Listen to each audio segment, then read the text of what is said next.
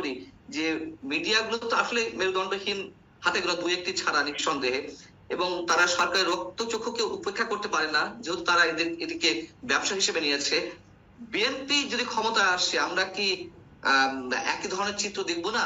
খড়গহস্ত কি মিডিয়াগুলো গণমাধ্যমের উপরে নেমে আসবে না?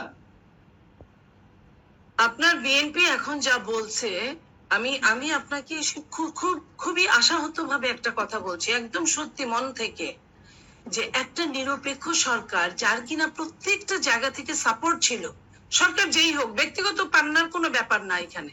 এখানে ব্যাপারটা হচ্ছে সরকারে আসা নিয়ে কেউ প্রতিবাদ করে নাই, কেউ একটা টু শব্দ উচ্চারণ করে নাই। সেই সরকারটা পর্যন্ত চরম ভাবে অসৎ যদি হয়, তাহলে আপনার মনে করেন একটা দল এতদিন বঞ্চিত, তারপরে সে একটা বড় দল হলে অনেকে অনেক টার্গেট নিয়ে আসে। পান্না ভাই, বিএনপি চেষ্টা করবে, কিন্তু সম্পূর্ণ 100 ভাগ পারবে কিনা আমি বলতে পারবো না। আপনার সত্য বাঁচানোর জন্য অবশ্যই আপনাকে স্যালুট, যে অন্তত অন্য কারোর মতন আপনি যেভাবেই হোক সেটি জাস্টিফাই করার চেষ্টা করেননি। নির্বাচিত মনি যেটি বলছেন আপনি,